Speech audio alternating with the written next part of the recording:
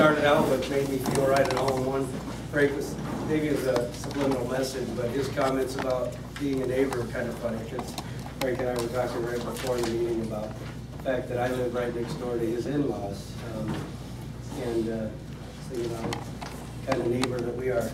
We don't have a yard, but our neighbors forgive us for that. And then the other thing you did, the song, that was wonderful. Thank you. Oh, McDonald makes me feel right at home. One of my previous lives, I was a farm boy in Iowa, just east of Des Moines. Yeah.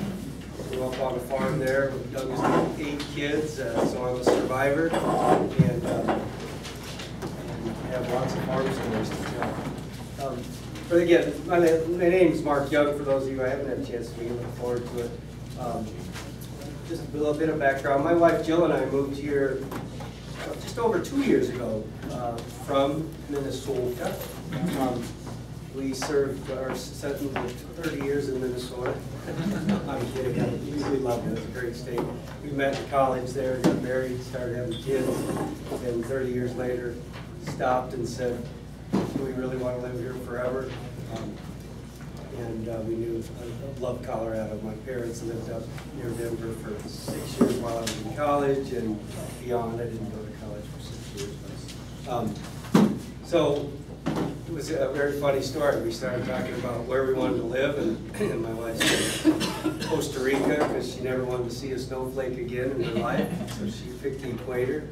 And then we sort of moved north from there, slowly but surely, to Central America, and then we ended up, she was looking at Florida, then she was looking at Arizona for obvious reasons, and magically one day I came home and she said, what about Colorado? And I said, finally, 20 years later. And it's interesting because I said, you pick anywhere in Colorado is fine with me. It's a wonderful state. So she started doing the search on her own, internet and friends and lots of research. And the #1 criteria was schools. And it was very interesting. And slowly as she added some things like weather and some other issues of community and size and horses and all this fun criteria, I came home one day and she said, have you ever heard of Pueblo, West Colorado? I've heard of Pueblo, I've seen it on TV, where you send your stuff to. And it was very interesting. And she said, Pueblo West is it. So the rest is history. 2 years later, we're here. And honestly, the schools were very important. We've been blessed with 4 children. We have a little bit of everything going on. Our oldest son is 22. He works here at Sports Authority. Our other son is 20, and he's in the Fire Academy and paramedic training program at PCC, and wants to be a wildfire dude. I told him, you're in the right place. We have 2 daughters in District 70. Our oldest daughter is, lose track, she's 16 already. She's a junior at Pueblo West High School, sporting the colors today. And she is just absolutely thriving there. We're so happy. Of course, the move was the most traumatic for her. Moving as a high schooler, especially a girl, lots of drama. But she absolutely loves Pueblo West. She loves Pueblo West for all the right reasons. She's doing very, very well academically. She is involved in gymnastics, which was one of my wife's other criteria. Pueblo does have gymnastics, thank God. It is a cooperative program. Last year we had girls from 9 different schools on that team, if you didn't know. Pueblo Central is their sponsor. So that was cool, and then she's also on the cheer team of Pueblo West, which is the best in the state, so it's pretty neat. It all came together. So we looked at the schools. Obviously, we've been very happy. Our youngest daughter is 8. She's a second grader. She's our bonus baby. And I'm exhausted. But she is at Cedar Ridge, and also just amazing. She's thriving and doing very, very well. So we've assimilated, I think, quite nicely. This is our home. We love it after 2 years. And I've just kind of gotten involved in everything. My background's in education and medical sales, which go together, sort of. But I am a recovering middle school teacher. I have to disclose that to everybody. There is no cure. But that is part of my background. And I was in educational administration for many years with my alma mater, which is St. John's University, a Catholic Benedictine college up in Minnesota, which John Glardy's from. He's a Trinidad guy. You probably heard of him. He's the legendary football coach from Trinidad. He's now 85 and is approaching his 500th victory for football. 500 wins for football. Unheard of. Crazy. He keeps living. He's going to make it. But anyway, kind of funny story with his Colorado connection. So I spent a lot of years there. And again, when it comes to schools and what brings me here today, I'm just here representing as a parent, someone relatively new to the community, and as someone who's worked on school bond issues back home, back in Minnesota over the last several years in different school districts. What strikes me, you know, I had the luxury of coming here last year and just kind of observing as someone new about looking at the district, figuring out what it's made up of, what the history is, what the needs are. And like a lot of you, I was very surprised at the apathy and or complacency of the voters last year on the bond. I think when we looked at the numbers and the total people who actually voted, about roughly 30% total of eligible voters.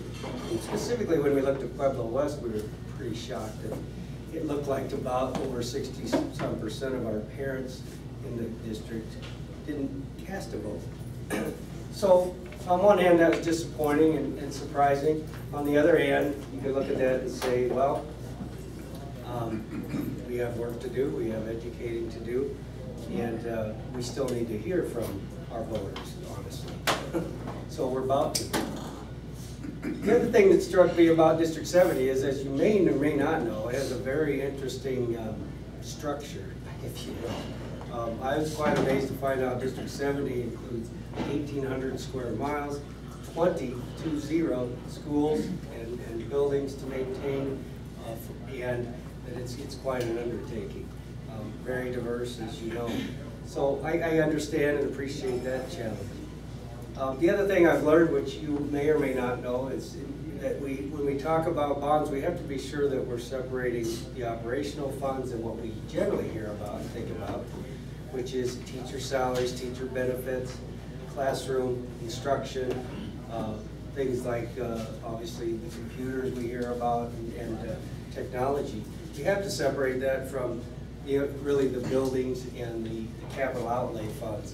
And so one thing that helps me is that bonds are for buildings, right? And I think it's important that we all separate the two. Now they're linked in the sense that if you didn't know, what I've learned is that the operational budget for District 70 is woefully inadequate. In that this district is the lowest funded district in the state of Colorado. Don't ask me why, I have no idea why, it just is. So roughly $6,100 per student is the formula from the state. What percentage of the school's funds come from the state compared to from you and I as taxpayers? Does anybody know? 60%. You're very close. It's 70% of the funds that the school gets comes from the state of Colorado now. So that's roughly $6,100. Keep in perspective, Pueblo city schools are somewhere around $6,300 per student. And as you go north toward Colorado Springs, etc., it's $6,400 plus. So it's significant. It's the lowest in the state. That's important from the standpoint, of course, is that the district has to take those funds and decide what the priorities are. One of the reasons my wife and I are here is because the school district, what they've done is a fantastic job of utilizing those funds for operations, for daily classroom instruction. We really are very impressed with the teachers at Pueblo West High School and Cedar Ridge and the other elementaries. We're very impressed with the technology, we're impressed with the academic programming and the co-curricular programming. They do an awful lot with very, very little. Now, what suffers, of course, is what we're here talking about today, and that's the bond, the buildings, the capital outlay, and the infrastructure. So I understand that, I think we all do. They've had basically these buildings, these 20 buildings, many of which are older, as you might be aware if you move out into the smaller communities. In Pueblo West, we tend to be a little skewed because we see everything pretty new for the most part, relatively new. But so we have these buildings. Where we've come to with this particular bond, and why, I'll tell you the primary reason why I said I personally would support it, is that the #1 priority for all 20 schools as they got together and laid out their major concerns is security. And frankly, that kind of surprised me initially until I started thinking about it and looking at it. We take way too much for granted here, okay?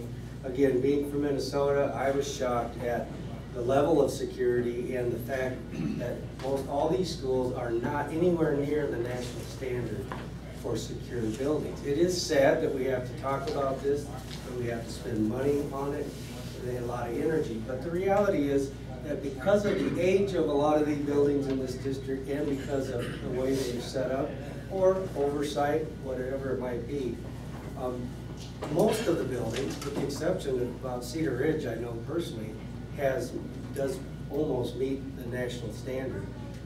They're not secure. Now, the most egregious example of that, if you don't know, is all you do is go over to Pueblo West High School anytime during the school day and look at the modules. They're those trailers, right? They become permanent fixtures. We have them in a lot of our schools. They're ugly, they stink, they're hot, they're dirty. We put our kids in there to try to learn. Guess what? The doors are wide open. When I go over there about a week ago, before this cold spell, all the doors were wide open. No way. Those buildings are not monitored and they're fully accessible to anybody. That alone, I said, is enough reason for me as a parent to say, let's get this done. One, because that's not where I want my daughter being asked to learn. Number two, they're not secure. Okay?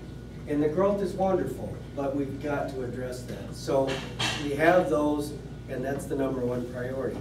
Security and adequate place for these kids to learn. It is interesting, just so you know, there is a national standard which I've asked about since I came here for security of school buildings. It's an enclosed vestibule to control access to the school. So the person can't walk in with any door in the school and have access to the entire school. Number two, it's a clear line of sight from the office to the entry doors, so the administration can see who's walking in your building. Do we have that? No. Definitely don't have it at Pueblo West. Number three, it's entrance doors that are electronically controlled by the office staff so they can push the button to let you in. Cedar Ridge, yes. But three, it's a keyless card swipe entry system, right? So students can obviously open doors, and hopefully it's doors with alarms on them if they do get open. And last one, this is an interesting one, ADA accessibility and compliant entry system. Related, obviously, but that's the other thing that I did not realize. There are quite a few of the schools that are not ADA compliant. The most, again, one of the more dramatic examples is a young man at Pueblo West High School who's in the band. He plays drums. He's the sweetest guy you've ever met, and little guy in a wheelchair. And when he tries to go to band practice, he has to go in this elevator that's the size of this table, try to get his wheelchair in there, the one elevator they did put in Pueblo West High School. He has to go upstairs into the wrestling room. They have to lift up the wrestling mats every day to let this little guy get across to the other wing so he can practice band. And then when he gets there in the band room, he's in there with 70, 80 kids, and it's tiny little room, and they all wear earplugs. So again, that's an important example from just ADA accessibility. So we've taken a lot for granted. We've got to upgrade security. We've got to upgrade the accessibility to our schools. So that's #1 on everybody's list, all 20 schools, and that's what's driving this bond in terms of number one priority. The second is classrooms, again, related to security. We will get rid of the mobiles and they will not stay, I hope. And we will build. So Pueblo West High School, the net gain will be about 21 classrooms. There will be a big new wing that was planned with the original building, where they have a temporary wall that's leaking because they never finished that wing, but it'll be a wing with 10 very nice classrooms, including a larger lecture style classroom. But they'll also pick up classrooms in the next priority, which is co-curricular and extracurricular. If you didn't know, Pueblo West forgot to build an auditorium for performing arts. I'm stunned by that. I didn't even notice it for about a year until somebody pointed it out. My high school in Iowa, rural Iowa, was built in 1969 and had a beautiful auditorium. And as you know, most of them do if you stop and think about it. It's the center of your school. So here, Pueblo West has the largest band in Pueblo County, which is saying a lot. They are now bigger than County and Centennial. They have incredible participation and talent in the fine arts, performing arts, drama. No place, literally, to rehearse or perform for that matter.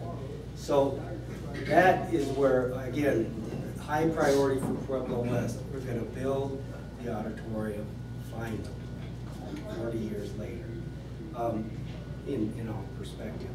So the auditorium, again, wonderful, wonderful piece of this for Pueblo West High School. And we need to address and finish, again, a lot of it in the West is, let's finish school, is that co-curricular athletics, very important that we, and again, you know, these are facilities that are utilized by the community, right? Performing Arts Center, if you build it, they will come, right? And same is true with athletics. We get this new synthetic turf on their field, watch, they will come year-round from everywhere to use it. We get an all-weather track, watch, they will come and they will use it. And we get tennis courts, what a luxury.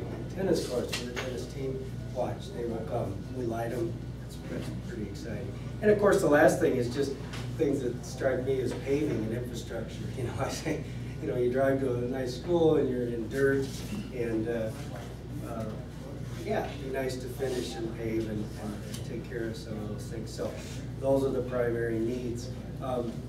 And I'm just so impressed with, like I say, how this process has gone this year, everyone involved, looking at real practical priorities.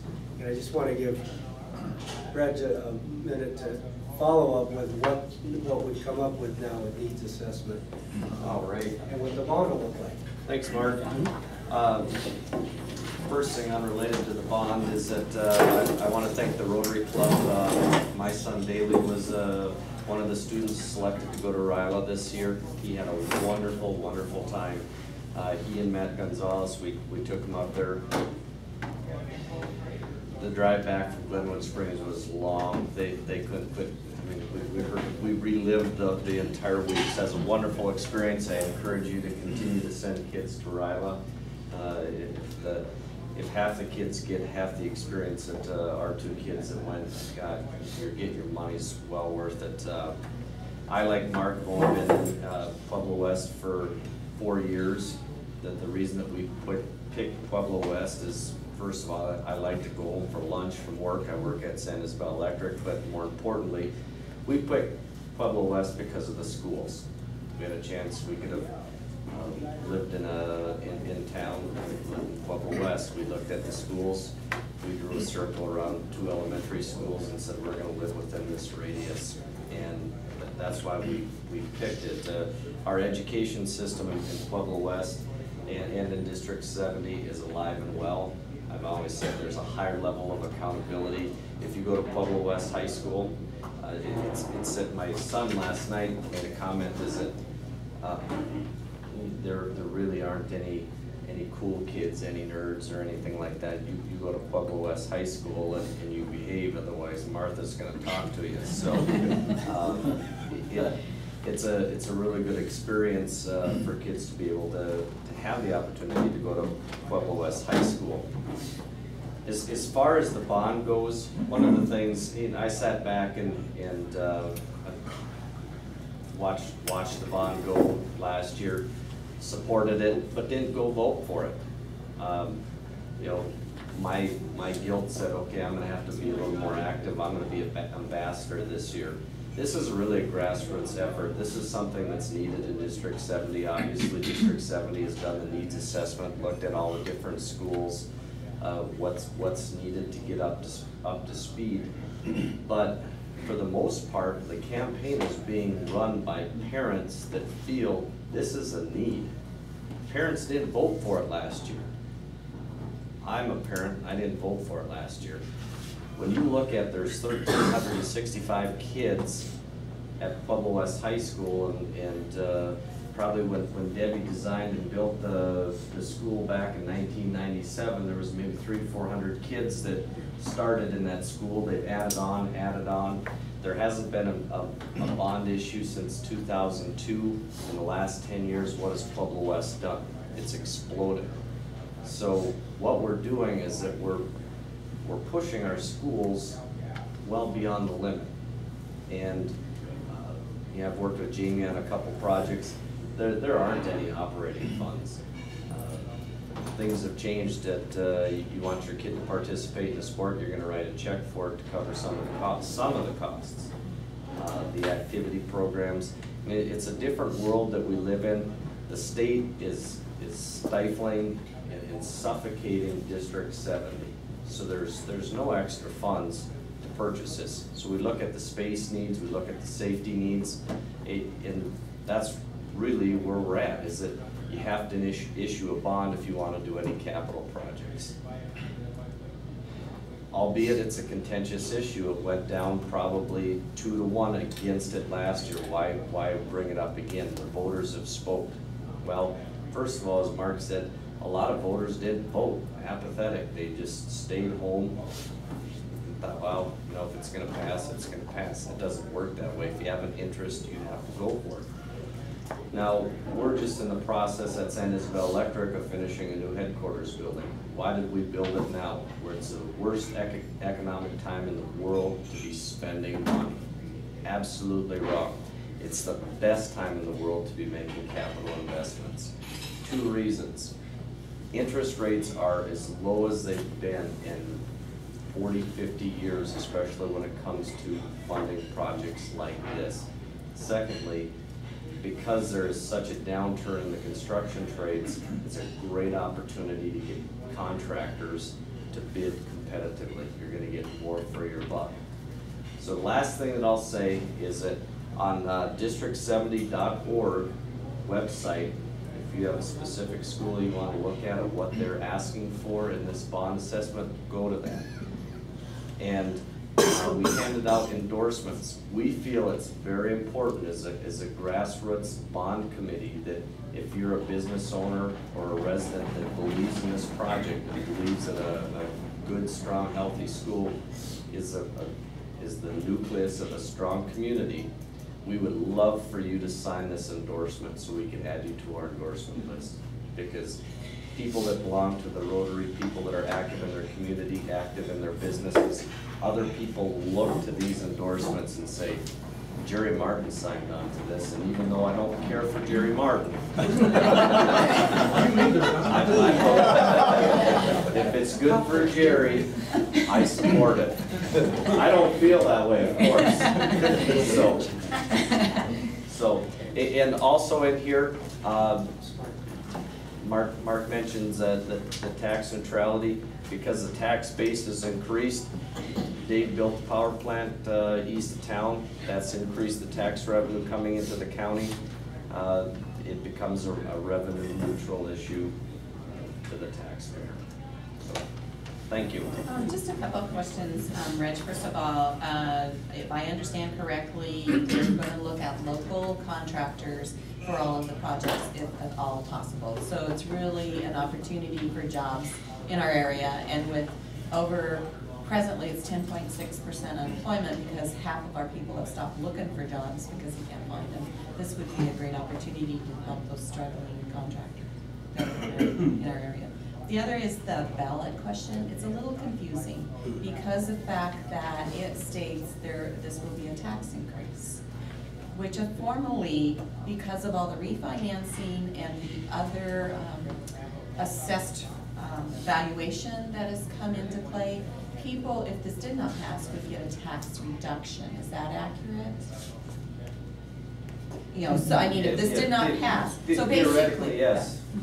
So that's why the ballot question says this is a tax increase, and that oftentimes confuses people. It was, the wording was required by the government officials because technically it is an indebtedness, but the indebtedness is offset by increased revenue, but the requirement for the wording is set. Yeah, so basically, like Sandersville Electric over the last 4 years through efficiencies, your rates have been flat, they haven't raised. We worked really hard on your behalf. This is the same as the school district. They worked very, very hard over the last multi-years refinancing, and then also due to some construction in assessed valuation, the valuation for District 70 has actually gone up. You know, so between those two things, it will be a flat going through. Real quick, and I'll use that over. One of the reasons we come and speak to you is we need you to talk to your friends and neighbors, get some word out. I get just 3 quick points to reiterate some of the things that have been said. We got some questions too. Oh, that's fine. As a school board member, one of the questions that I get is, why are you doing this because you get all this money from the state? Well, we're not getting all this money from the state. And the money we get per head per student basically goes to operating the school district. You have a house, you need a coat of paint, you dig in your pocket, you buy paint. You decide you want to build a new house, add an addition, put a new roof, you go get a loan. Historically, capital expenditure like this are bond issues, that's how we get a loan. As stated, bond rates are the lowest it's been in years, and we get more bang for our buck. The last thing, as you've heard slightly, is the school district dictates, and many times, where people want to live. And we have a school district. Just read, like I mentioned before, the back half of the Pueblo West View every week is all Pueblo West High School, and that's just one of the schools, okay? But what you don't realize is the quality of the schools is affecting our property values. It also affects your resale value of your property. So get these things out, and that's what we need. Talk. Last time we had people who didn't vote who said they supported it, and well, it's going to pass, and they didn't vote. You need to vote.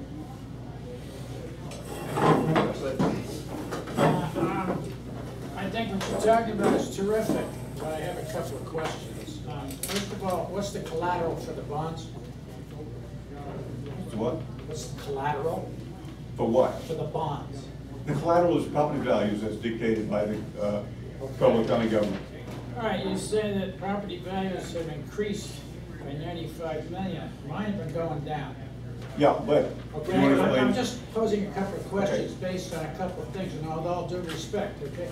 I would also assume that Rotary Club of Pueblo West is going to very quickly present the opposite side of this issue, because right now we're weighted toward what you're talking about, and I'm not opposed to it, I just want to hear both sides.